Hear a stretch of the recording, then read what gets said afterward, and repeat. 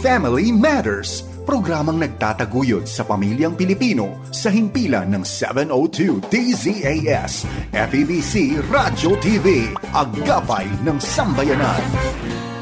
Ang programang ito ay napapakinggan sa 1143 DZMR Santiago, Isabela, 1116 DXAS Zamboanga, 1233 DYVS Bacolod, Pinoy Connection, 1062 DXKI Coronadal City, 1197 DXFE Davao City, FEBC Radyo TV YouTube channel, FEBC Radyo TV Signal Cable Channel 185 sa pakikipagtulungan ng GCTV at sa inyong himpilang 702 DZAS, FEBC Radyo TV, Agapay ng Sambayanan.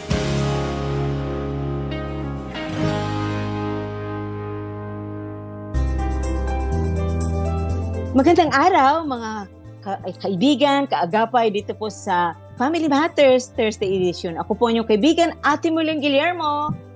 At Ate Marie de Jesus, ang classmate ng aking kapartner. Ang ganda ng aking classmate, ang ganda ng kanyang kulay, blooming. O diba? Para presko, yes. Correct. Okay. Anyway, alam nyo Ate Marie, ang ganda-ganda ng pag-uusapan natin. Gustong-gusto ko ito eh. 'Di ba? Growing old gracefully. Like yes. Like mo yan. Oo, with grace. 'Di ba? Kasi ayaw natin nung kanina nga nung bago tayo mag-umpisa sabi ko, ayaw ko ng cranky. Totoo. Ayaw ko ng masungit. Yes, gracefully. Gracefully. Ayan po ang boses ng aking partner, aking classmate, si Ate Marie.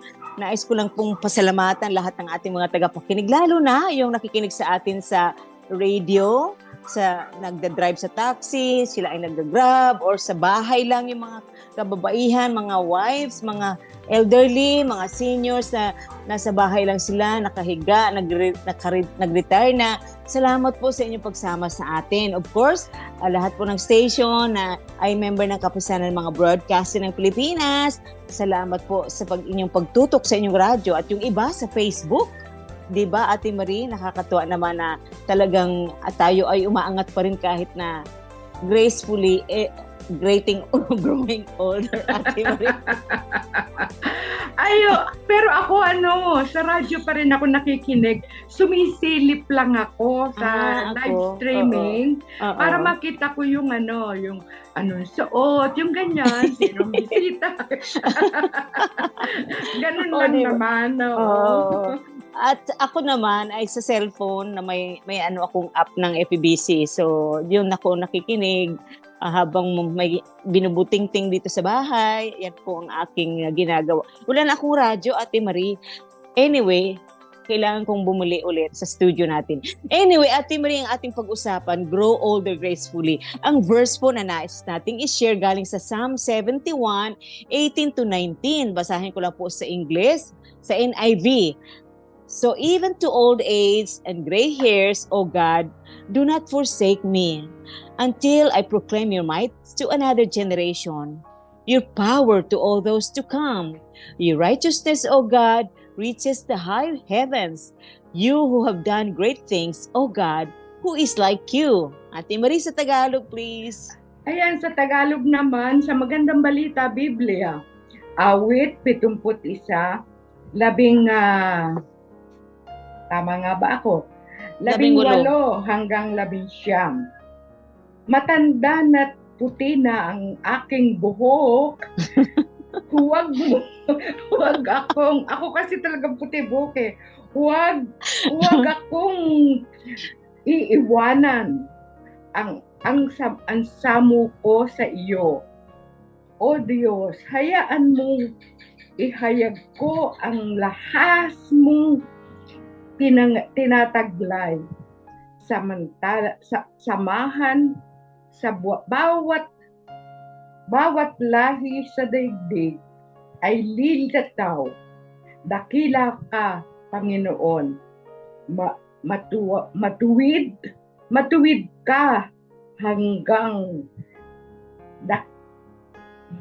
hanggang langit. Ayan, dakila ang ginawa mo at wala kang Makapares.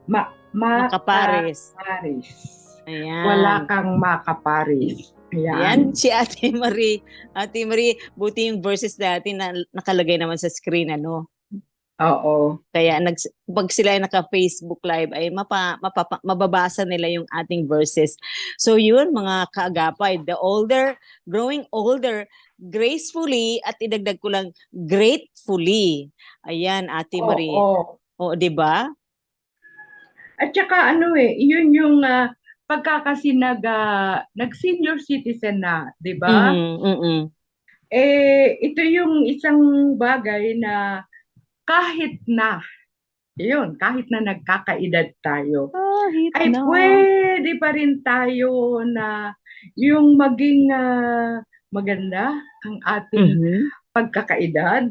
At lalo tigit na yung bang doon tayo bukod sa pagiging graceful, ay maging mapagpasalamat na kahit may sakit-sakit na ang katawan, kailangan na ang mga pahid-pahid, di ba? At saka kahit na yung hirap tumayo at maupo, di ba? Gaya kanina nung inaayos ko ito ay nagpatay ako ng ventilador dahil magiging maingay, yung mga ganon. Ay, pag nakaupo na ako, hirap akong tumayo. Yun. Okay.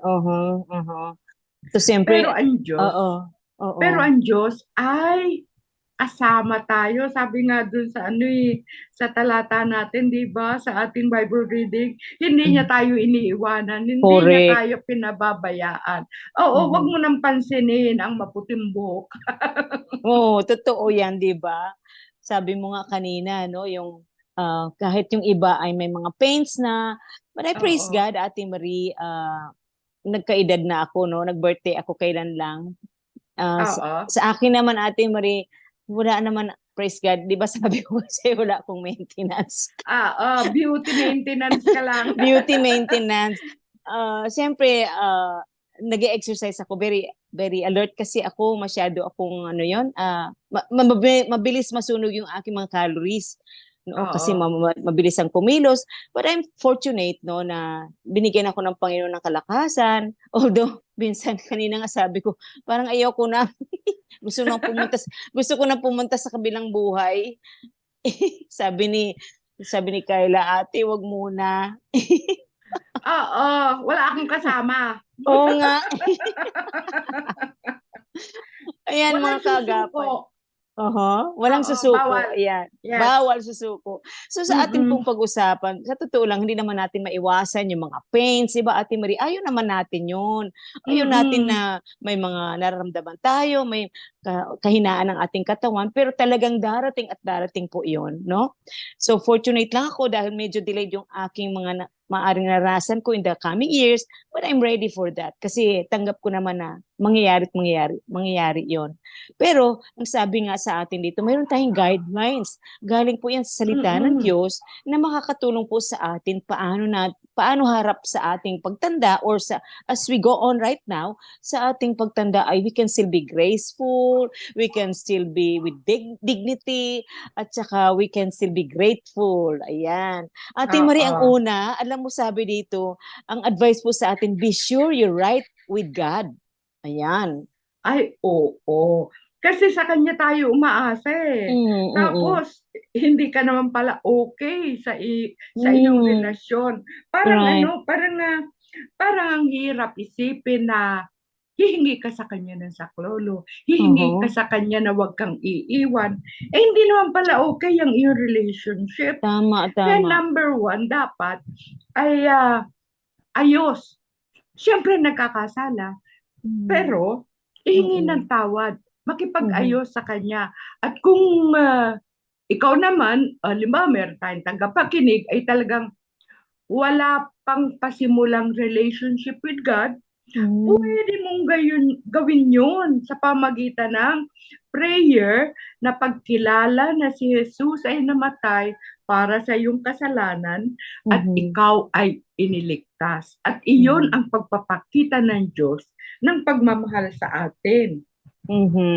So mahalaga, Ate Marie, yung mayroon namumuhay tayo may katuwiran, ano, yun sa number 1 natin. Tayo mga senior citizen ay tinitingala tayo ng mga kabataan. Ano ba ang relasyon natin sa Panginoon? Nakakatuwa ang sabi ni Haring Solomon sa Proverbs 16:31. Basahin ko lang po sa Tagalog. Ang mga uban ay putong ng karangalan. Ito ay natamo sa matuwid na pamumuhay. O di ba may Tagalog ako, Ate Maria? Alam mo ba kung ano ibig sabihin ng putong? Crown. Crown, okay. Yes, kaya pagka mauba na ang iyong buhok, as if mayroon kang korona na nakapatong sa iyong ulo. Wow, katulad sa iyo, no? May corona ka na. Ako may corona. Galing. Ikaw maghihintay ka pa. Maghihintay pa ako ng corona. Oo. Nakakatuwa, no? Kasi may reward talaga kahit na yung nagkakaedad na. Yung puting buhok ninyo, mga kaagapay, yan po ay corona. Ano yan? Nakalagay doon kanina. It's a crown of glory. Di ba? Yes. Oo. Kaya hindi kinakailangan na ikalungkot o kaya naman ay sa akin kasi ang pagkukulay ng buhok extra gastos, di ba? So kung pwede naman na huwag na lang. Kasi pag nagkaroon pa ng problema, magkakomplikasyon, kagaya nun dati, meron akong friend na allergy? Allergy, oo. Kaya muntik ng kalbuhin tuloy para gumaling yung sugat sa kanyang ulo. Okay. So, dito, kung pwede naman, ay tanggapin ang maputing buhok. Lalo pa dun sa sinabi ni Solomon, di ba? Yeah, It's a crown of glory. Ang ganda, no? Si Haring Solomon kaya, I'm sure, no? Tumanda siya na pumuti na ng buhok niya kasi nasabi niya ito, no? Parang kasi ang image na pinoproject sa akin ni Solomon parang yung masculine talaga na, alam mo yun, parang hindi siya nagkaroon macho-macho.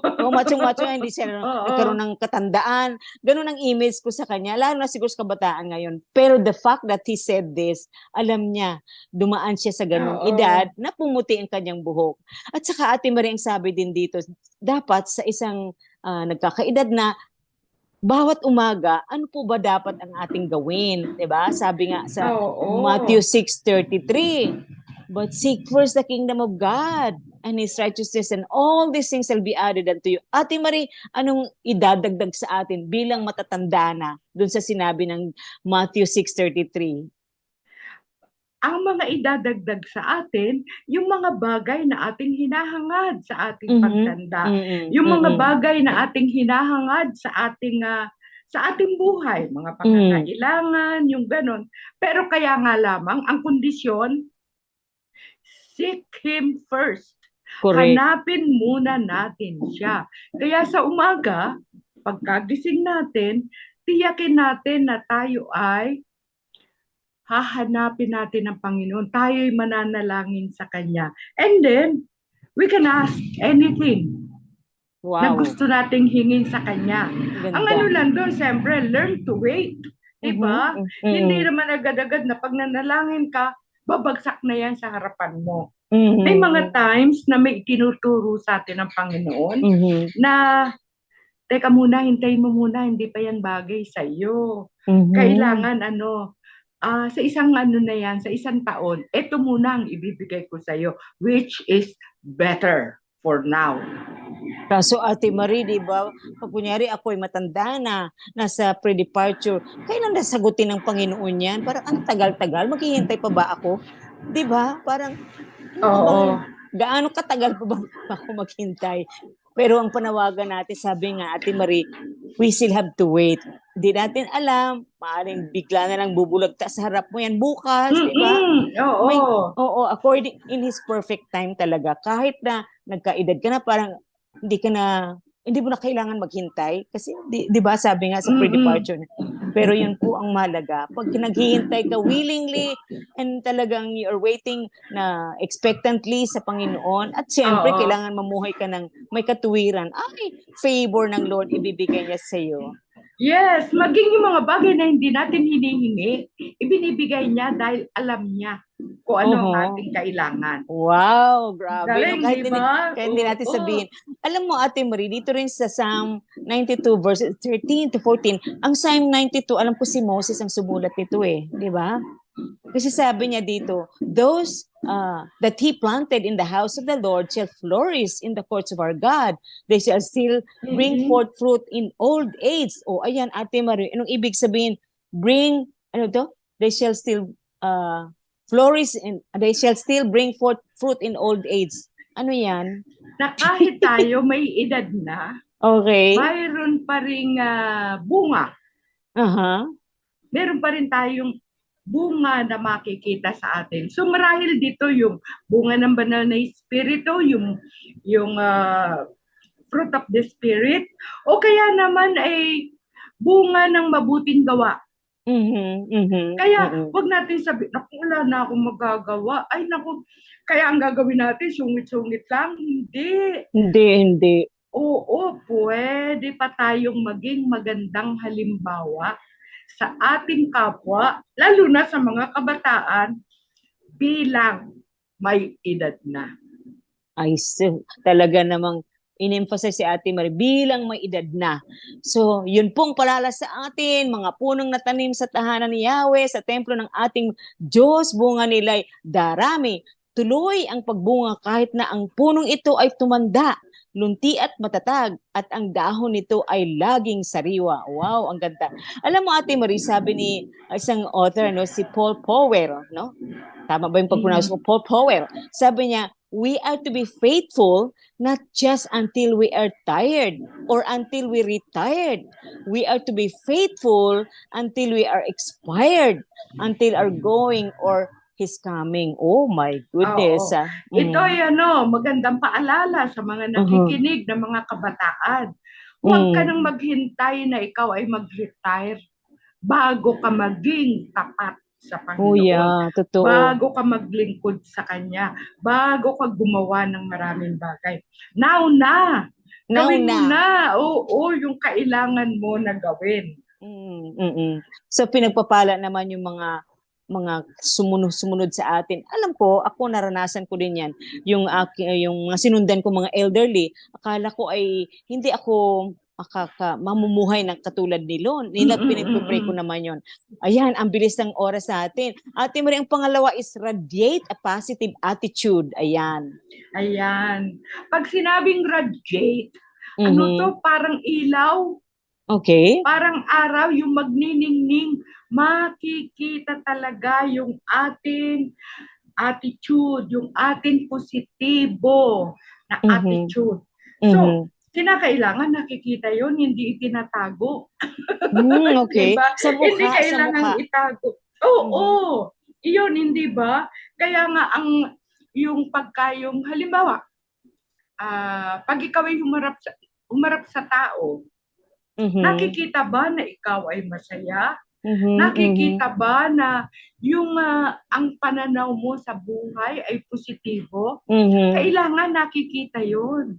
Iyon yung sinasabi dito na mag-radiate, na talagang lumiliwanag, para kang parang yung kung maglalagay ka ng flashlight sa baba mo. Maliwanag, nagniningning, di ba?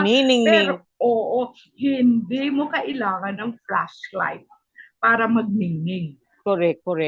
Kasi Ate Marie, sabi nga, ang mundo ngayon ay puro negative ang marinig natin, fake news, mga pranks, 'di ba? So in spite of that, mga ka-elderly, mga kasing edad ko, we still have to radiate yung kabutihan. Kahit na maraming napaka-negative ng environment, makakatulog po tayo na hindi na tayo magdagdag ng negatibo na comments, negatibo na kung anong mga sinasabi natin sa kapwa. Yun ay makakatulong para maging positibo po ang ating kapaligiran, positibo po ang environment sa ating community, sa ating tahanan, at sa church, di ba? Ayan, Ate Marie. Ngayon naman, At yung nakikita sa atin, alam mo, ito ay makaka-encourage sa ating kapwa. Diba? Right. Kasi pagka ang dilim-dilim ng iyong mukha, makaka-discourage ito sa ating makaka-discourage ito sa ating kapwa. Kaya iyon yung mahalaga na tandaan natin na kailangan palagi may malaking tulong na naibibigay sa pamagitan ng ating pananaw. 'Di ba? Hindi lang sa kapareho natin na senior citizen, kundi maging sa mga kabataan na susunod sa atin. Kasi 'di ba, nag-umpisa ako nung aking kabataan sa paglilingkod sa Panginoon, sa ganitong sistema ng buhay, kumbaga, na halos walang kaibahan nung ako ay kabataan at nitong ako'y tumanda. Walang masyado. Ang difference lang yung itsura ko. Pero sa ibig sabihin yung energy mo, sistema sa buhay, yung drive to serve the Lord, to do things for the Lord, to do things for other people, the same. Praise the Lord, hindi nagbago. So, yung level ng iyong pagse-serve sa Lord, hindi nabawasan dahil nagkaedad na, So, ito po ang ating encouragement sa ating mga tagapakinig. Marami po sa atin na nung nag-retire na, talagang parang literally nag-retire na rin, nanghina na. Kasi kung tumigil na sa paglilingkod sa Panginoon. Sana po hindi ganon, Physically, siyempre may limitations yung iba Ate Marino, but you can still be a prayer warrior, you can still be an encourager, o kaya buksan mo ang bahay mo na lalapit sa iyo ang mga young couples na kakwentuhan ka, di ba Ate Marino? Ako natutuwa dahil marami pa rin tumatawag sa akin na buti na nga lang, di ba, yung iba't ibang platform ngayon na ma-maximize ko yun. Kahit na nasa ibang bansa yung mga kausap ko, ay nakakatulong pa rin. I mean, sa counseling, kahit naman hindi ganun face-to-face, pero it really helps. Papayagan naman natin sila. Halimbawa, nag-retire ngayon. Okay lang na magbakasyon ka ng 1-2 buwan. Kala ko sabihin mo dalawang taon. Isa o 2 buwan. Napakatagal pagkataon Baka mawili ka na. Oo nga Parang tamarin na. 1 o 2 buwan, limbawa, magpasyal ka dun sa gusto mong puntahan o dalawin mo ang iyong mga anak, yung ganon. Kung may mga anak, o kaya may mga pamilya na gusto mong puntahan, okay lang yon 1 to 2 months. And then after that, balik ka na doon sa iyong paglilingkod sa Panginoon o anumang bagay na sinasabi sa iyo ng Diyos. O retire ka na ha. Ito ang patuloy na gawin mo para sa akin. Galing. Praise the Lord, Isa pong paalala sa atin yan. Ngayon naman, mga kaagapay, ay pakinggan po natin ang ating feature for today, Ate Marie, and of course, yung ating awitin, Ano ba yung nahanda nating song para sa araw na to? Okay, feature natin, Happy Bahay, Happy Buhay, ni Bong at Claire Pineda. At maganda yung ating ngawit. Ako ay susunod, Papuri 40. Wow, ang ganda. Sige po, babalik po kami ni Ate Marie after po ng special feature at saka music. Happy Bahay, Happy Buhay. Mag-asawang patnubay, sa mag-asaway gabay. Alam mo ba, kanina, tumitingin ako sa Facebook, nakita ko kinasal na pala, di ba? Yung classmate natin sa Bible School, nakakatuwa naman. And it makes me think, honey, yung mga ikakasal pa lang o yung mga engaged couples, wala siguro sa kanila bang na nag-anticipate na balang araw, susubukin ang kanilang pagsasama ng mga pagsubok sa buhay. Bakit? Dahil di ba bong innate naman po sa ating lahat, we all want to have a happy, peaceful, and long-lasting marriage. That's right, Claire. In fact, isa yan sa pinaghahandaan ng mga seriously dating couple. Yes. Inaantay talaga nila yung araw ng kanilang pag-iisang dibdib, hindi ba? Talagang pinaghahandaan yan. At hindi nila fino-focus ang mata nila sa mga problemang parating. However, honey, there will come a time when your marriage will go through a difficulty. Yung alam mo na someday magkakaroon ng konting hidwaan o konting mga tampuhan. Yung tinatawag na conflict or dissatisfaction within the relationship. At eto na nga po, yung tinatawag nating marriage crisis. Tulad nga po ng kahit na anong sakit or karamdaman, ano kaya, Bong, ang symptoms ng isang marriage crisis para naman maagapan natin agad ito, mabigyan ng solusyon at hindi masira ang ating pagsasama? Mga sintomas ito, honey. Yes, hindi na lumala, di ba? Unang-una, ano pong unang simptomas o unang-unang indicator na meron kayong marriage crisis na nararanasan? Una nga po, when you criticize your spouse more than you compliment him. Ibig sabihin, Bong, yung wala ka nang nakitang kabutihan na asawa mo, nakafocus na yung mata mo, yung puso mo sa lahat ng kapintasan niya, ng mga kapalpakan at mga mali niyang ginagawa. Kaya naman, hindi mo na siya kino-compliment, hindi mo siya na-appreciate. Lagi kang inis sa kanya. Tama. Sad to say, honey, it happens, no? Yes. Talagang pagka hindi nyo binantayan ang inyong pagsasama, there will come a time that the enemy will really deceive you. Yes. Yung sabi mo nga kanina, honey, na to the point na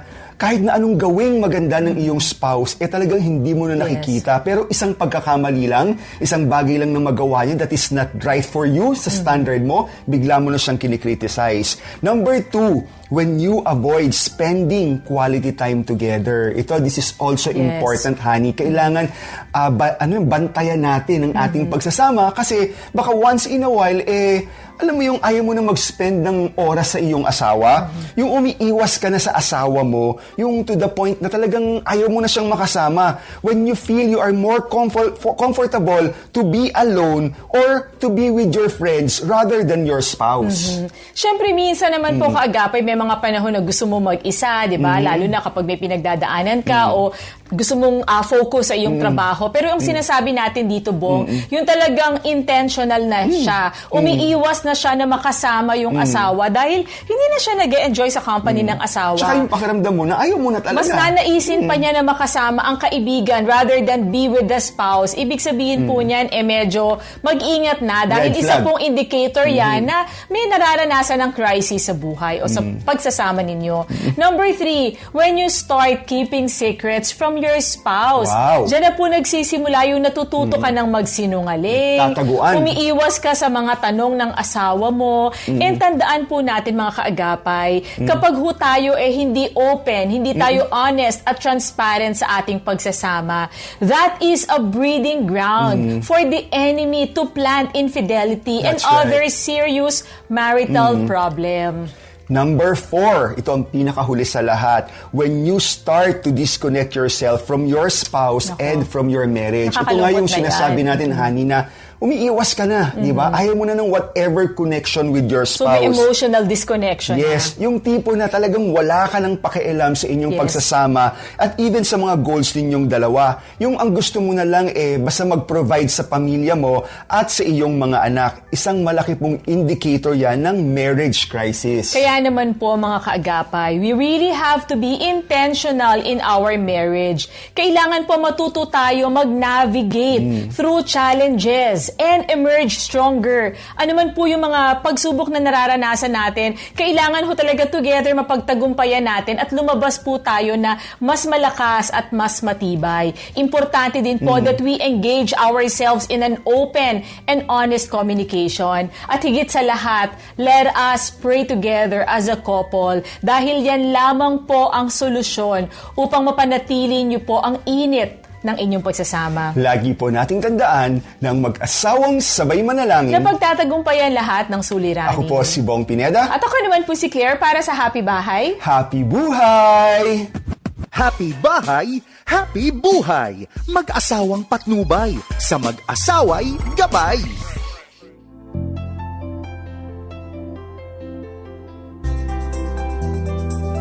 Nagbabalik po ang inyong kaagapay. Ako po si Ate Merlin Guillermo. At Ate Marie de Jesus. Ayan, Ate Ayan. Marie, napag-usapan natin yung ating magandang topic at ito ay gusto ko talagang pag-usapan. Yung growing old gracefully and gratefully. Kanina, na-discuss namin ni Ate Marie, be sure you're right with God. Yun po ang napakahalaga. Kasi parang hindi ka magkaroon ng magandang aura pag nagkakaedad kung wala kang relationship sa Panginoon. Tama, Ate Marie? Oo. At saka mahirapan kang humiling sa kanya ng kung ano-ano. Hindi naman pala ikaw ayos sa kanya or wala kang relationship. Right. Ang pangalawa, Ate Marie? Radiate a positive attitude. Magningning ang iyong positibo na pananaw sa buhay. Yung kita-kita yun. Oo. Hindi ba? Yung positive attitude, Ate Marie, nakikita, sabi mo nga kanina, hindi na kailangan maglagay ng flashlight. Di ba? Andiyan mag-radiate na yung mukha. Nalala ko yung verse, Ate Marie, sa Psalm 1, verse 1, sabi dito, mapalad ang taong hindi nakikinig sa payo ng masama at hindi sumusunod sa masama nilang halimbawa. Hindi siya nakikisama sa mga kumukutya at hindi nakikisangkot sa gawaing masama. Yun ay maganda para ang attitude natin ay magiging positibo. Yes, diba? At hindi lang yun. Na yung bang kung dumaan ka sa kanila, sila magkakaumpok, pero dumaan ka sa kanila. Makikita nila, iba ka sa kanila. Yun, di ba? Kasi kung uupo ka na, di ba? Kasi may progress yun eh.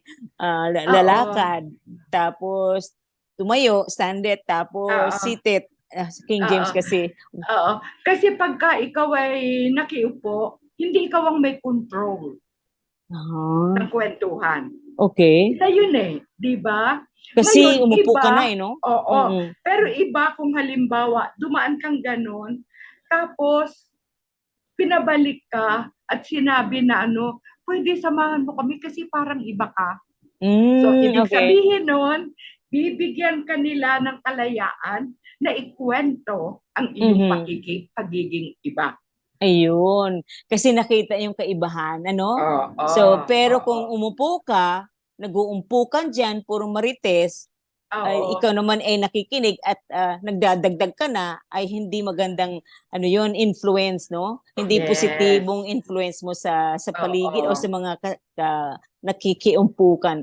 Pero maganda yung sinabi mo, Ate Marie. Kunyari, na lumakad ka, tumayo ka, tapos umupo ka, tapos umalis ka, no? Tapos tinawag ka ngayon ng kasama mo, nag-umpukan, tinawag ka at nakita nilang kaibahan sa iyo. Wow, yan ang gusto ko, Ate Marie. Maganda yung sinabi mo na yon. 'Di ba?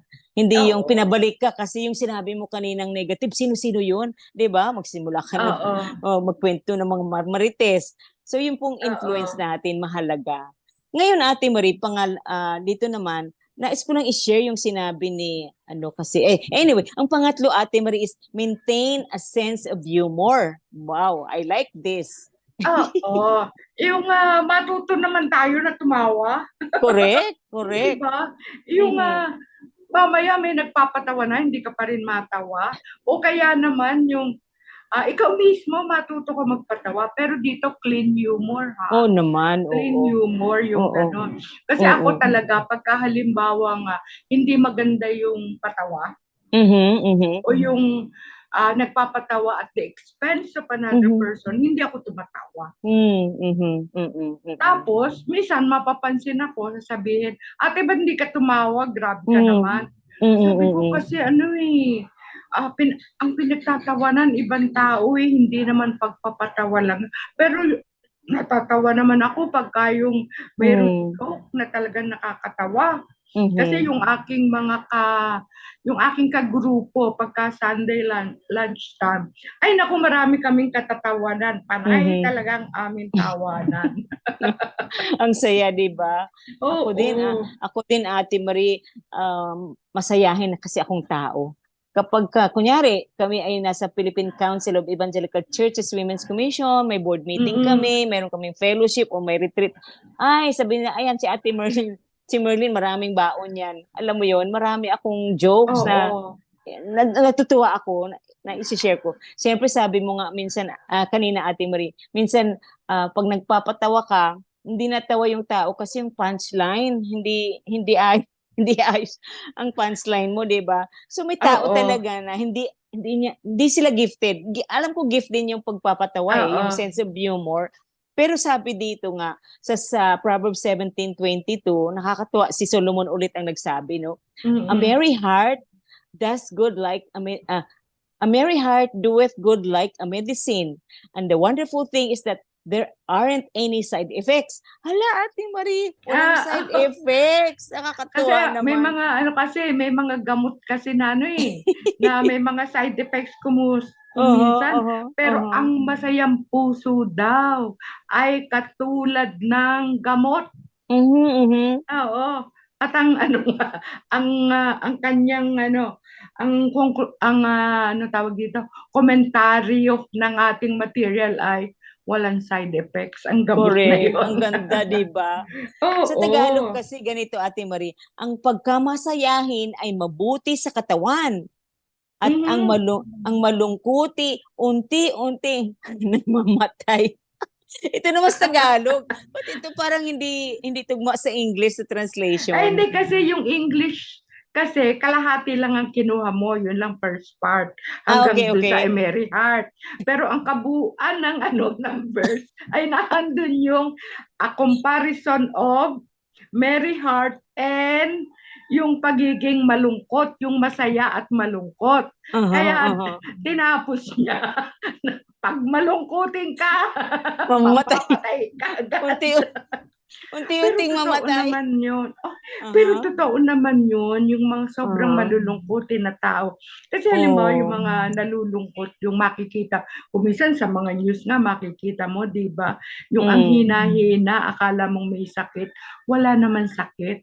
Pero super lungkot sa buhay dahil walang kasama, walang nag-aasikaso, yung ganon na mga may edad. Kaya talagang iyon yung nagpapabilis sa kamatayan. Kasi Ate Marie, may naririnig ako, minsan magkwento sa akin, namatay si ganyan dahil na-depress. Kasama po dito sa na walang sense of humor? Hindi, sa kalungkutan. Sa kalungkutan? Oo, kasi hindi ba, pag nadidepress ka, nalulungkot ka din. Siyempre, Hindi dahil sa walang sense of humor, kundi hindi masaya ang kanyang buhay. Dahil hindi masaya ang buhay niya, nadidepress siya at nalulungkot. So, Ate Marie, ang i-drive out natin ngayon dito sa point na to, halimbawa, mayroon talagang elderly na wala naman talagang sense of humor, but they can laugh, di ba? Sa mga jokes ng naririnig nila. Sabi nga ni George Bernard Shaw, no? Sabi niya, you don't stop laughing when you grow old. Nawala yung...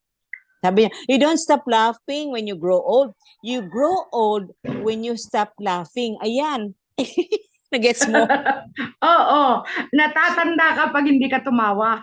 Tama. Yun ang sa George Bernard Shaw. Parang related sa verse natin, ano? Oo. Hindi ka hihinto sa pagtawa dahil matanda ka na. Pero tatanda ka pag hindi ka tumawa. Yan. Yun. Tumpak Kaya na tumpak. ang dito may mga tao kasi talagang hindi matatawanin. Okay lang yun. Ang dito ay kung makakita tayo ng may mga edad na hindi talaga tumatawa, ay pasayahin natin siya, pangitiin. Kahit man lang hanggang ngiti ay magawa natin sa aura ng kanyang muka. Diba? Kasi laging halimbawa natin sa mga yung biyanang hindi tumatawa, no? Pero hindi naman ganun eh. Hindi naman totoo yun, di ba? Oo, kaya ang dito, pangitiin man lang natin sila. Kasi pagka ikaw ay ngumiti na, parang na-uplift na rin ang iyong spirit. And sumasaya ka, sumisigla ka. And then later, maybe, you will enjoy the jokes ng iyong mga kasama. Di ba? Sana nga doon sa mga kaedad natin, madalas kasi na ang comment ano ba yan? Patawa kayo ng tawa dyan. Alam mo yun, parang nasisira tuloy, na kinokontra yung fun, yung fellowship, pag mayroong isa dyan, kahit isa lang na para kasi yung kamatis, di ba? Isang bulok na kamatis, ihalo mo sa magagandang kamatis. Yung bulok na yun, ang bilis makahawa, no? Bubulok din yung ibang kamatis. Kaya nga po, ang presensya natin, ang presensya mo kaagapay, ikaw ba ay nagpapasigla sa mga kasamahan nyo, sa pamilya ninyo, pag may reunion, or ikaw yung laging mapunahin, napakanega, alam nyo yun, sana po ay maging positive lagi ang ating aura. Pero ako ang approach ko dyan. Pag halimbawa, may lumapit, umpukan kami, tawanan kami ng tawanan, at talagang todo. Sabi, panay naman ang tawanan nyo. Okay, hindi muna kami magtatawanan. O anong gusto mong gawin natin? Nakasali ka. Okay. Nakasali siya, yung gano'n. Kasi baka hindi tawanan ang gusto niya, isasali pa rin namin siya. Pero kung halimbawa na ang isasali niya ay hindi naman makatutulong sa magandang attitude ng buhay, ay okay, siguro hindi ka para sa aming grupo. Okay. Pwede yun. Kasi tayo mismo meron tayong control to stop people destroying our positive attitude. So pagka, halimbawa, nabagit mo, Ate Marie, kung mayroong isang tao, may naka-encounter ka na gano'n, na parang ayaw niya yung tawanan, may lumapit na, okay. Oo, meron naman. Tapos, ang sinabi mo ay, ganun. mag-usap sige, anong ating sige, sige, anong gusto mong gawin natin, yung ganyan. O edi ganun. O kaya naman, kung minsan ay maglalabas kami ng kukutin. Alam mo yung kukutin? Yung ganun kukutin. O di sige, nguya-nguya tayo. Ano yung kinukukutin? Kukutin? Yung mga mani, kukutin ang tawag namin ng mga Tagalog dun Kukutin, mga mani, yung ganyan, mga mixed nuts. Okay, parang sa patay. Ikaw naman, pampatay lang ba yun? Pang-umpukan din yan. Okay, ang layo ng mga relationship mo. Patay talaga. Oo, kanina ka mapatay, ha? Patay talaga, no? Oo. Nakapula naman ako. Anyway, ulitin ko lang po yung quotation kasi ang ganda, Ate Marie. You don't stop laughing when you grow old. You grow old when you stop laughing. Ayan, lagot kayo. Wag na to. Dapat lagi. Gusto niyo po habang buhay niya. Pili kayo. Alin ang gusto? Di ba? Ang sarap yan. Ang sarap magtawanan, di ba? Ang saya-saya talaga. Alam mo yon, pag ako may mga TikTok akong napapanood, tawa ako ng tawa. Kasi ang babaw din ng kaligayahan ko, Ate Marie. Tawa ako ng tawa. Pag pinasa ko, halimbawa, papasa ko, uy, tingnan mo to. Hindi tumatawa. Bakit ganun? Hindi. Tawa dyan, Ate Merlin. Hala ko, nagkaiyak ako sa tawa. Pero pag yung pinasahan ko, wala. Bakit? Hindi siguro yun ang kanyang failure. Anyway, basta ako masaya. Yun. So, Ate Marie, ang sunod dito, para tumanda tayo, nagkakaedad tayo na gracefully, gratefully, I keep up contacts with other people. Ayan. Huwag mong ilayo ang iyong sarili sa tao. Kasi hindi ba, ang tao ang siyang makaka-influensya sa atin Ang tao ang magpapatawa sa atin. Ang tao ang magpapasaya sa atin. Ang tao ang magbibigay sa atin ng yung bang lalo na yung mga nagra-radiate ang kanilang aura, di ba? So, ano yun? Lilipat din sa iyo yun, mapupunta rin sa iyo yun. Kaya kinakailangan na wag nating layuan ang tao. So dito ay paano tayo makakakontak? Di syempre. May cellphone ka naman Yeah, iba-ibang apps ngayon, ang dami-daming ways. Pwede naman yun. O kaya, pwede rin yun. I-google mo, i-type mo pangalan, yung ganyan. Pero, Huwag Ingat ka lang lang. basta pindot. Oo. Ang ano doon, syempre, titignan mo yung profile ng ano, noong nakita mo na ano, hindi ito yung kakilala ko. Oo. Lalo na yung bang mga pangalan na yung, ako, ang beses kasi ano Dami. maraming Oo. hindi Pilipino. Oo, Alam mo tama. yun? Espanyol, yun. sa Oo, Brazil. Espanyol, yung mga Oo. ganyan. Kaya, mamili ka lang ng mga, siguro naman kung wala ka bang masyadong kaibigan, try to collect ng Correct, kaibigan. correct. Yung mga dati mong mga kaibigan. Or yun sa, ako lagi kong tinitignan na ang Phidias alumni. Oh, kasi doon yung mga hindi ko naman friend, no? Ay nakikita ko doon. So ngayon po ay sabi nga Ate Marie, ang tao po, kapwa nating tao makapagbibigay sa atin talaga ng kaligayahan. I mean, when we are able to connect with other people, yan po ay nakakadagdag sa atin ng sigla. Yung iba kasi siyempre ang ano nila Ate Marie, sabi mahilig sila sa aso. Yun ang best friend nila, ang aso, parang natutuwa sila, may aso sila, and of course mga pusa, yung iba pa rin po talaga yung tao. Kasi 'di ba, yung tao, pareho tayo ay nilikha tayo according to the image of God. So, siyempre, not to lessen the animals, 'di ba? I mean, kung talagang yung animal nakatulong sa iyo. Oo. Ako hindi ako mahilig dun Pero dito, ang kainaman kasi ng tao, makakausap mo. Makakatugon pagka may tanong ka, di ba? O kaya naman ay pwede mong hilingin na pray tayo or ipag-pray mo ako. Yes. Yun. At saka sabi nga sa doon sa Roma 14:7, walang sino man ang nabubuhay para sa kanya. Parang may kantang ganito, no? Oo na nga nabubuhay para sa kanyang sarili. No man is an island. No man is an island. Mm-mm. Kaya nga, Ate Marie, alam mo, parang inano ko rin dito, yung Genesis 2:18. Sabi doon ng Panginoon, then the Lord God said, it is not good for the man to be alone. I will make a helper suitable for him. Hindi lang po pertaining to the husband and wife relationship, Ibig sabihin lang po ay, lahat po tayo, kailangan po natin ng kapwa tao, para tayo ay magkaroon ng kasiglahan sa buhay natin, and we grow old together with the other person, especially kung kausap natin ay kapwa natin senior citizen, 'di ba Ate Marie? Ang daming pinag-uusapan na sobrang masaya, no? I mean, nung nag-celebrate ako ng birthday, I was really amazed. Ang dami, Ate Marie, hindi ko matapos mag-thank you kasi sa timeline, di ba? Mga personal message sila sa akin. Umikot na sa buong Asia, sa buong mundo, iba-ibang, kasi nga dahil sa ministry ko, Ate Marie, no, na involved ako sa Asia Evangelical Alliance, at saka sa Women Together, Global Women's Conferences, dumami po ang kaibigan. Dumami yung chat group ko, dumami yung aking mga, alam mo yun, kaibigan.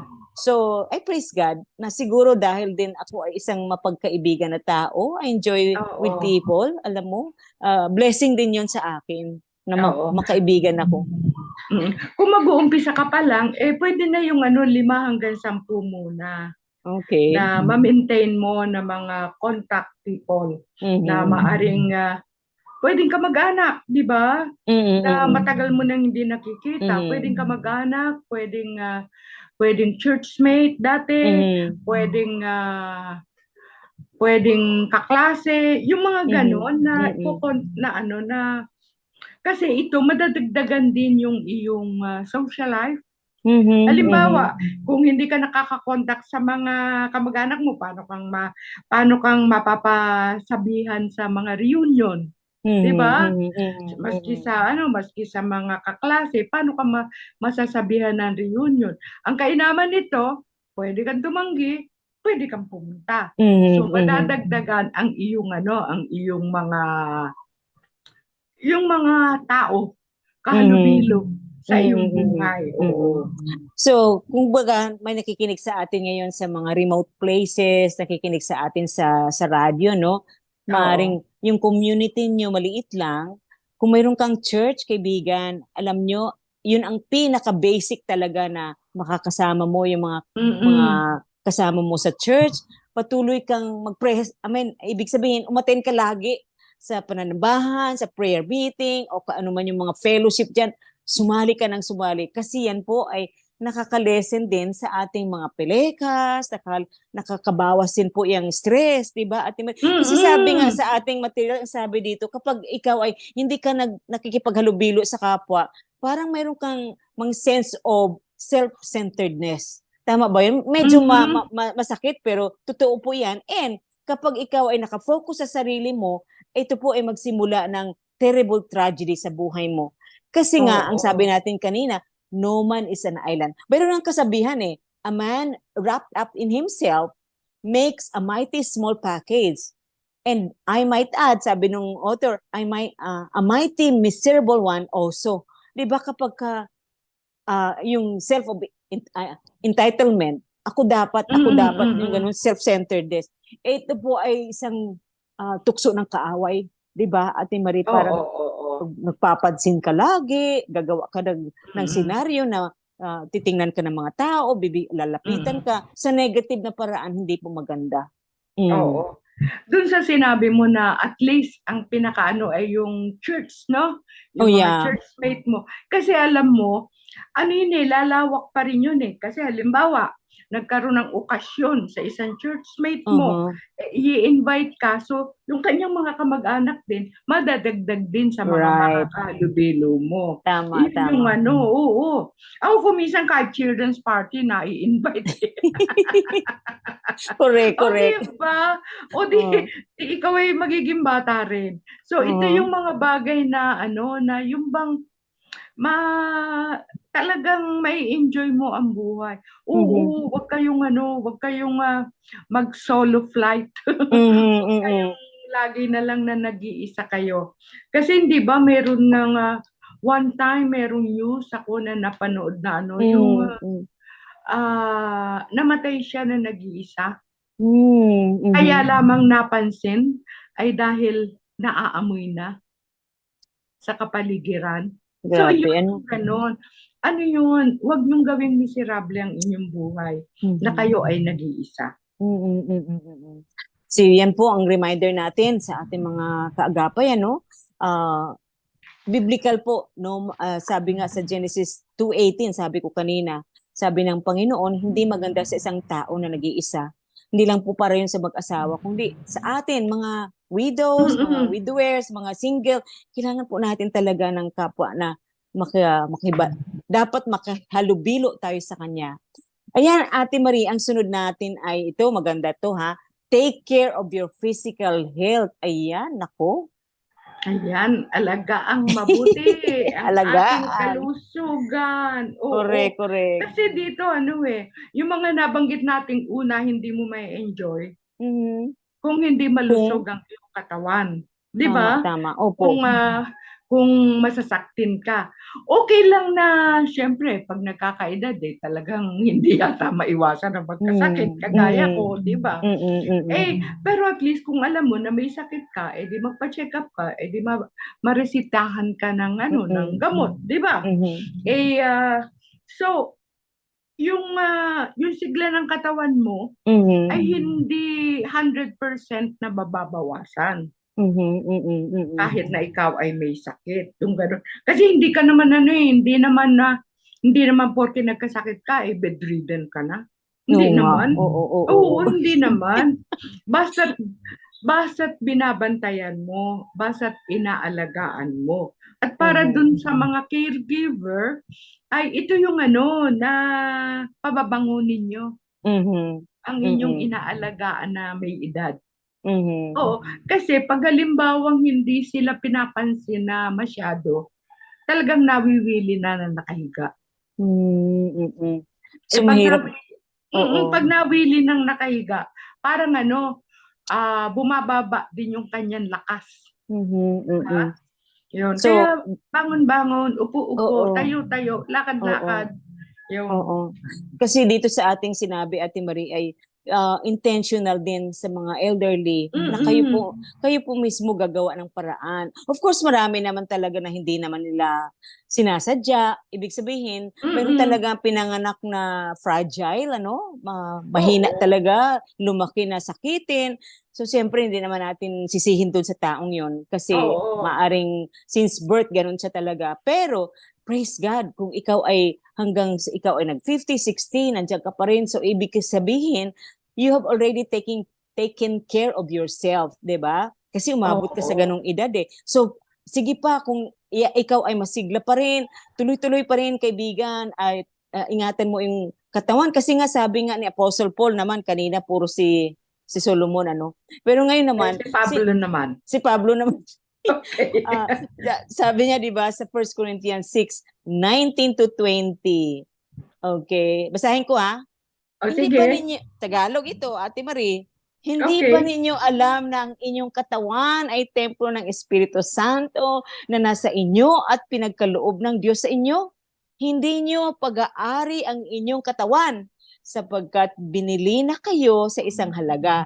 Kaya't gamitin ninyo ang inyong katawan upang maparangalan ang Diyos. Ay, grabe si Apostle Paul, Yun. Yun ang purpose ng Diyos para sa ating katawan. Okay. Kaya nga, para magawa natin yung layunin ng Diyos para sa atin, kailangan ingatan natin ang ating kalusugan. Dito, kain ng maayos. Matulog ng maayos. Diba? Kung halimbawang, ako sa gabi, hindi ako straight tulog eh. Pagising-gising ako ng every 2 hours para magpunta sa CR. Pero ngayon na lang yan, Ate Marie, pero yung mga younger times mo, hindi naman ganun, Maganda naman tulog natin. Ngayon na lang yan. Pero ngayon na lang. Pero at least, sige, punta ako ng bathroom and then tapos iinom uli dahil para akong nauuhaw, yung parang na-dehydrate, yung ganon. So, higa uli. And then, meron akong ipinapahid para makakatulog uli agad. So, yun yung mga ganon-ganon. Ay, nako, magano kayo ng mga pahid-pahid. At na nakatutulong para makatulog. Para maidlip agad. Kasi nga yung iba, ang sabi nila ay ang hirap, pag nagising, mahirap nang matulog uli. Naku, meron nung pahid-pahid. Meron nung pahid. Oo. Baka bigyan mo ako niyan. Ano ba yung papahid-pahid na yan? Na binibili. Kating ko. Sinabi na. May nagbigay sa akin yan nung birthday ko. Meron liquid. Mas maganda, mas masarap gamitin yung liquid. Yun na nga, may nagbigay sa akin na parang maliit lang siya. Oo. Okay, that helps, ha? That helps. Pag inano mo dito. Okay. Kasi Ate Marie, dagdag ko lang. Ganyan. Dagdag ko lang. Kasi marami nagtanong sa akin, sekreto ko, bakit sa edad ko, 70 years old, ayun na. Yung uban, wala pa masyadong puti ang buhok, tapos pa ako, energetic. Anyway, ang una kong sa sikreto nga eh. Anyway, alam mo Ate Marie, na-realize ko, sabi ko nga, lumaki ako sa Sunday school, lumaki ako sa Christian family. Ito pala ang reward natin, Ate Marie. Parang kapag nag-testimony ako, how I come to know the Lord, parang hindi dramatic. Parang hindi siya masyadong, alam mo yon. Pag iba nag-testimony, dumaan sila sa inom, sigarilyo, nightclub, mga barkada. Sabi ko, hindi ganun dramatic ang buhay ko. Ibig sabihin, wala akong testimony na ganun kaganda ang ang transformation. Ito pala Ate Marie. Ito pala na-realize ko the reason why na hindi ako alam mo yon sa health ko ay dahil nga po hindi ako nakaranas ng pagpupuyat, barkada. So ito yun kahit hindi dramatic. Wala akong bisyo na I praise God doon sa pinagdaanan sa akin ng Panginoon. Ito pala yon na at my age ngayon, na 70 ako, I can still manage to, travel and then speak and then dito sa program natin. And I can still do a lot of things. So yun po ang reward sa atin na hindi dumaan sa mga bagay na sumisira sa katawan. Yes. At saka isa pa, di ba? Pangako ang long life doon sa to those who love the Lord. Love the Lord your God, and you may live well. At yung isa naman ay yung pagka tayo ay nagme-meditate day and night ng kanyang word. Hindi ba? You will prosper. So, yun yung mga may ibinigay naman sa ating pangako ang Diyos kung paano magiging maganda ang ating buhay kapag tayo nagkaedad. Ang ganda, di ba? Tapos, kapag po yung ilalagaan natin ng ating katawan, ayan po ay nag-glorify natin ang Panginoon.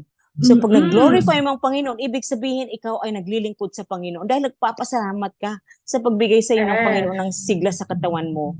So, take care of your body, take care of your health. Yan po ay pangako ng Panginoon sa atin na pagpalain tayo ng Panginoon. Ate Marie, ang sunod naman natin ngayon is always have a thankful attitude. Ayan, ito na nga. Ang ganda ng... Maging mapagpasalamat palagi, di ba? Yun yung sinasabi sa puro Pablo tayo ngayon. Si Pablo naman ngayon. O di ba kanina si Solomon? Sa Thessalonians, di ba? Rejoice in the Lord always. And again, I say rejoice. Oo, isa yun. And then tapos, yun nga yung giving thanks. Giving thanks. Kaya ito yung yung bang hindi lang pagpapasalamat sa Diyos ang kailangan nating gawin. Dito, kailangan din, maski sa ating kapwa-tao. Learn to be thankful. Learn to be thankful. Na pagka yung may ginawa sa iyo na magandang bagay, pasalamat ka. Meron mga, kasi kung minsan, ay sinasawaan ng tao na tumulong o magbigay sa atin, mag-assist sa atin. Kasi nga, parang walang anuman, wala man lang pagkapasalamat o hindi man lang makita na na-appreciate ang iyong ginagawa. Kaya dito, always, palagi, hindi pa minsan-minsan ang sabi sa ating Saka Ate Marie, di ba? Sabi nga rin, in everything give thanks. In everything. Kasi minsan, di ba, may magbibigay sa iyo ng ulam. Tapos, anong comment natin? Ba't yan lang? Masarap ba yan? Di ba, Ate Marie? Di ba? Parang, hindi, yun nga sabi mo, parang, dapat i-appreciate, natutunan ko kasi sa asawa ko yan Pagka ganun ang kay Kuya Clem dati, pag nag-react ako ng ganyan, magpasalamat ka naman muna. Kaya, alam mo yun, ni-rebuke talaga ako. Kailangan talaga, di ba? Ano man yung binigay sa'yo, everything give thanks. Kalooban niya ng Panginoon sa'yo, kaibigan. It is the will of God in Christ is concerning you that you always be thankful. Kaya sabi ko nga, yung gratefully, di ba? At saka tama yung sabi mo na sabi ni Kuya Clem, pasalamat ka muna. Kasi pag nagpasalamat ka, you will enjoy the food. Yeah, correct. Kung hindi, you will enjoy the food and the person who gave it. Wow. Di ba? Oo. Na pag nakita mo siya, dahil na-enjoy mo yung pagkain, ay, salamat dun sa sa binigay mong ulam. O, di matutuwa yun dahil na-enjoy mo, bibigyan ka ulit. Hindi ba? Kaya yun yung, hindi ka naman magpapasalamat para bigyan ka ulit. Pero kaya lang, masyahan yung nagbibigay. Eh, lalo na ang Panginoon, di ba? Kahit nga minsan hindi tayo mapagpasalamat, binibigyan pa rin tayo ng Panginoon. Sabi nga dito, we should be thankful not only for the rare or once in a blue moon blessings, but we are also be thankful every blessing. Di ba? May kasabihan nga tayo, every morning a blessing is a blessing, di ba? Sabi nga ni Emerson, isang author, sabi niya ngayon na if the stars came out only once a year, we would all want to see them, di ba? But because they are visible so much of the time, we hardly notice them. Totoo yan, pagka yung stars. Aabangan mo siya ng gusto, di ba? Nakakapagod mag-abang. Yun nga lang, pagka mayroong mga special sa kalawakan, di ba? Inaabangan kahit hating gabi. Ano ba yung sinasabi nila? Gagamit tayo ng, anyway. Yun yung mga gano'n, Kaya ito yung hindi tayo pinaghihintay ng Diyos para sa mga bagay na ating pasasalamatan. Palaging mayroon, bawat minuto, bawat oras, bawat araw, talagang mayroon tayong makikita na maipagpapasalamat sa ating Panginoon. Okay, Ate Marie, paki-expound mo dito ha. Ang sabi dito, mayroon tayong pointer dito.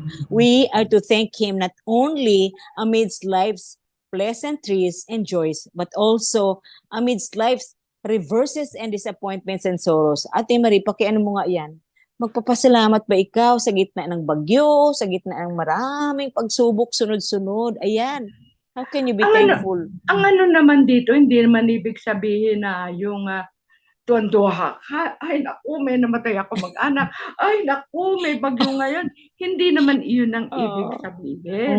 Ang ano doon, paano tayo magiging thankful sa ganoong pagkakataon. Thankful, kahit may bagyo, iningatan ako. Yeah. Iningatan ng aking bahay. Kahit may baha, iningatan ng aking halaman. Kahit na mayroong nawala akong mahal sa buhay, mayroon pa namang natitira. Mayroon pa akong ibang kamag-anak, mayroon pa akong ano. At saka, yung bang ipapakita sa iyo ng Panginoon na ang kanyang kamatayan ay hindi kalungkutan dahil nandun siya sa better place. Lalo na yung may mga nakikita ko, mga nagpo-post na no more pain. Yung mga may sakit na umuwi sa Panginoon. Di ba? May pagpapasalamat mo yun kasi hindi na siya hindi na siya naghihirap. Kaya yun yung palagi ko yun yung ibig sabihin noon na kahit na anong ba mga pagsubok ang ating nararanasan, we can still thank God para doon. Tsaka nung mga disciples, Ate Marie, nandun sila sa Sea of Galilee, no? Biglang may nagbagyo. Siyempre naintindihan naman ng Panginoon na ang first response natin is to be anxious. Matakot. Naintindihan takot tayo. Pero alam mo, huwag tayong manatili doon kasi sabi naman ng Panginoon, no, peace be still. Agad-agad pagka lumapit tayo sa Kanya, andyan siya sabi niya agad, peace be still. Tapos bibigyan ka na ng katahimikan. Hindi naman araw-araw, oras-oras bagyo, di ba? Yun. Alam mo, gustong-gusto ko yung kwentong yun and even the picture na ipinapakita sa atin. Kasi hindi ba, habang yung bumabagyong yun ay natutulog ang Panginoong Jesus. Yeah. Diba? Yung contrast na ang Panginoong Jesus payapa kahit may bagyo. Pero ang tao, basta't bumagyo na, natataranta na. Although alam nila kung sino lalapitan nila. Diba? Ginising nila ang Panginoon. At ang Panginoong Jesus tumayo sa bangka. Hindi siya natakot na uugoy-ugoy yun, di ba? na umuugaga ang bangka dahil sa bagyo. Tumayo siya at pinatahimik niya ang bagyo. Kaya ng Diyos gawin sa buhay natin yun Kahit na anumang bagyo sa buhay, kahit na anumang mga problema ang ating mararanasan, pwedeng sa kalagitnaan natin, tatayo ang Panginoong Jesus at sabihin, hinto ka na. Pagod na ang anak ko. Nahihirapan na anak ko. Yung ganon, di ba? Ayan, nalala ko po yung isang composer ng mga hymns. Marami po siyang sinulat na hymns, Si Fanny. Si Fanny Crosby. Crosby. Yung Crosby, mga songs po, tayo po, kami na lumaki sa church, mga hymns ang aming nag-snat sa church, Alam niyo po yung mga, si Fanny Crosby po, ay bulag siya, Ate Marie, di ba? She, at the age, Teka ha. Basta, she was blind, and then, nung maliit pa siya, namatay ang tatay. Ang dami po niyang pinagdaanan. She was 12 months old, her father died. And when she was 5 years old, sabi ng mga mga neighbors ay kailangan niya magpo-consult sa doktor, but he informed them that nothing could be done, sabi ng doktor. So si Fanny po ay bulag siya, simula siyang maliit, pero alam niyo po, nakapag-compose siya ng song.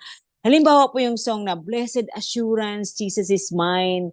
Yan po isa sa mga songs na sinulat niya. All the way my Savior leads me. O kaya yung Though your sins be as scarlet, at saka To God be the glory. Wow, ang gaganda ng mga songs, Ate Marie, di ba? Tayo na-enjoy natin kantahin, pero pagka naisip mo kung sino ang nagsulat, the more ma-appreciate natin yun. Di ba? Na ako ang pinakagusto ko dito yung All the Way My Savior Leads Me. All the way, my Savior leads me. Kasi parang yung makikita mo yung akay-akay ka ng Panginoon. Wow, ang galing, ano? Oo, yun ang picture lagi na nakikita ko doon. Akay-akay Wow. doon. Tinutulungan ako sa aking lakbayin sa buhay. Ay, ang sarap naman pakinggan, Ate Marie. Pati ako nagre-reflect dun sa sinasabi mo na hawak ng Diyos ang ating kamay, di ba? Ang sarap pakinggan. So, yan po. Kaya ako maano ko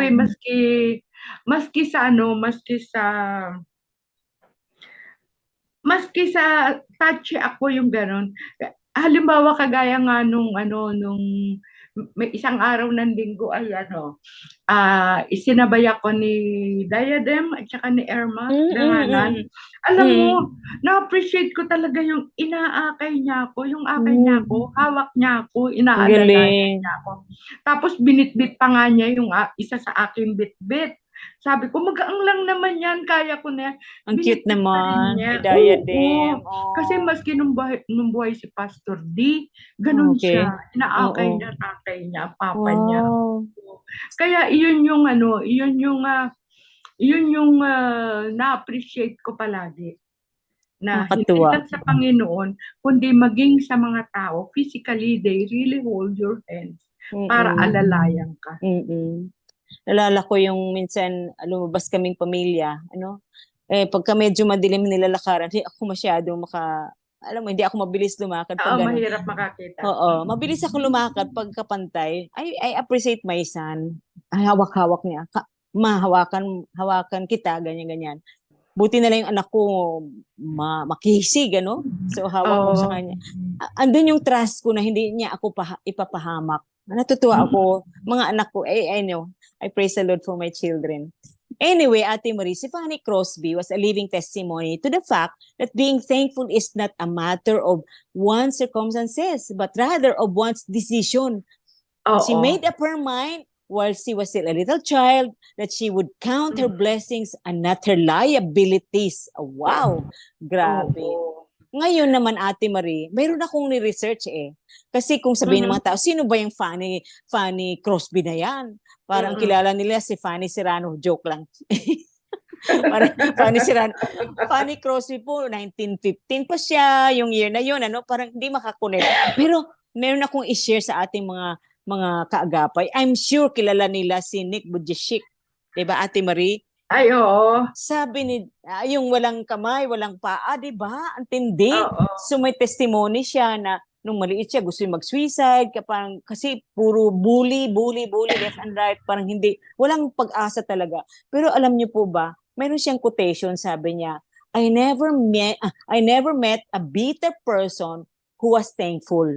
Bitter and thankful. Di pwede magkasama, di ba? Magkasama, Oo. I have never met a bitter person who was thankful or a thankful person who was bitter. Ayan, Ate Marie, di ba? So, kung alam mo, pag nakita mo siya, marunong siyang lumangoy. Ay, oo. Ay, sus, nag-golf pa. Ay, ang tindi talaga itong si Nick talaga. Very nakakapag-golf siya. At encouraging. May anak yan, ha? Yeah, totoo. I know. Diba? Kasi sinusundan ko siya. Yung na-experience niya ang completeness ng buhay. Right. Ng isang lalaki. Totoo. Diba? Kasi akala niya, hindi siya makapag-asawa, hindi siya magkaanak. Ay, imagine mo yon, miracle talaga. So, kumbaga, sa mga kaagapay natin, mga younger generation, sino ba yung Fanny Crosby na yan? Pero mga kapatid, i-google nyo si Nick Vujicic at makita nyo pong testimony niya. Very powerful. Kaya nasabi niya, ito pa isa pang niyang quotation na, in life, you have a choice. Bitter or better. Choose better. Forget bitter. Ayan. Galing yan sa taong walang kamay, walang paa, di ba, Ate Marie? At ang husay niyang speaker. Ay, totoo. Is a good speaker talaga. Kaya ito yung minsan hinahanap ko mga messages niya. Pwede kang makakita ng mga ano niya eh. So yun, talagang ma-encourage ka. And isa sa na ipinagpapasalamat niya, ang kanyang mga magulang. Yeah, oo, totoo, no? Talagaan siyang mabuti, hindi siya pinabayaan. Kaya ito yung kaya doon sa mga magulang na mayroong mga anak with disability. Mga challenges, ano? Take good care of them. Yeah. And you can prepare them for a better life. Yeah, right. Oo, na yung bang at hindi nyo makakalimutan at hindi nyo mapipigilan na magpasalamat pag nakita nyo ang resulta. Amen. Sa kanyang buhay. So sa atin po mga nakikinig sa atin, maaring mayroon din nagbubuli sa may mga physical challenge, 'di ba? Iwasan po natin 'yon kasi lalo nating nadampi ng spiritong tao na may disability, 'di ba? Pero dapat i-treat natin sila na katulad din natin. Ate Marie, before tayo mag-wrap up, mayroon akong i-share. Sabi dito ng isang unknown author, do not regret growing older. It's a privilege denied to many. 'Di ba? Ibig sabihin, katulad ko, no, marami ngayon bata pa, namamatay na. I mean, hindi naman natin kasalanan 'yun. Ibig sabihin po, kung tayo nakakaedad na para bang nandoon yung we feel so disappointed or discouraged or maedad na tayo. Pero sabi nga dito, do not regret growing older. It's a privilege denied to many. Pasalamat ka, umabot ka ng 60, 70, lalo na 80, di ba, Ate Marie? Ako sa isang taon na 80 na ako. Wow! Ang sarap mo naman, Ate Marie. So yun yung kaya pagka naisip ko yun, ay talagang, kasi ang tatay ko 42 lang, umuwi na sa Panginoon, meron akong kapatid, much younger din, yung ganyan. So, ang lagi kong tinatanong sa Panginoon, Panginoon, ano pa gusto mo sa akin? Yeah. Yun. Kasi we have to ask God, ano pa talaga yung gusto niya sa atin, kaya tayo inalaw na mabuhay. Huwag tayong magsisi, huwag tayong malungkot na tayo buhay. Ate Marie, anong take away mo and then you close in prayer? Well, maganda yung ating pinag-usapan. Age gracefully. And gratefully. Kaya dito ay practice natin yung ating mga narinig and let us be thankful to God sa lahat ng mga bagay na ating narinig. At hindi lang yon, choose a better life. Correct. Choose a better life. It's under your control. What you choose. Di ba? Yeah. Okay? Amen. Tayo manalangin. Ama namin, lubos-lubos po ang aming pasasalamat sa iyo dahil marami ang plano mo sa aming buhay, maging sa aming katandaan, maging sa pagsupi ng aming buhok ay hindi mo kami iiwanan. Dakila ka at ikaw ang Diyos na talagang walang katulad, na hindi mo kami pababayaan. Ang dalangin po namin sa iyo yung mga nalulungkot, nahihirapan sa kanilang kalagayan, po ang magpaalala na hindi mo sila iiwanan at hindi mo sila pababayaan. Salamat po sa iyong pag-akay sa amin. Salamat po sa iyong pagsubaybay. Salamat po sa iyong pag-alalay. At salamat po ng marami sa lahat ng mga bagay na ibinibigay mo sa amin sa araw-araw. Dalangin po namin sa iyo ngayon na ikaw ang gumabay sa amin sa buong maghapon at tulungan mo po kami na maging encouragement sa aming kapwa. Ito ba'y aming dalangin sa pangalan ni Jesus na aming Panginoon at tagapagligtas. Amen. Amen. Salamat po sa mga nakaagapay natin sa broadcast, sa Bukawi Transmitter Site, production tech na si Nat Peralta, Benjo Murano, Jonathan Reyes at Reggie Deliena. Sa RTV team, salamat kina Eileen Valdez, Wen Balatukan, Raymond Panerat, Angelica Kalayag, sa ating mga engineers sa sina JB Tadwa at Chris Molina. Ito po ang Family Matters, kaagapay mo sa pagtataguyod ng pamilyang Pilipino. Ako po yung kaibigan Ate Marilyn Guillermo. At ako naman si Ate Marie de Jesus. God bless us all. God bless. God bless. See you again. Nais po naming makarinig mula sa inyo. Para sa mga kuro-kuro, mungkahi, o mga bagay na nais ibahagi sa palatuntunang iyong napakinggan, sumulat lamang sa 702 DZAS, Agapay ng Sambayanan, 1 Corporate Center, 46th floor, Doña Julia Vargas Avenue, corner Meralco Avenue, Ortigas Center, 1605, Pasig City. O mag-email sa dzas info@febc.ph.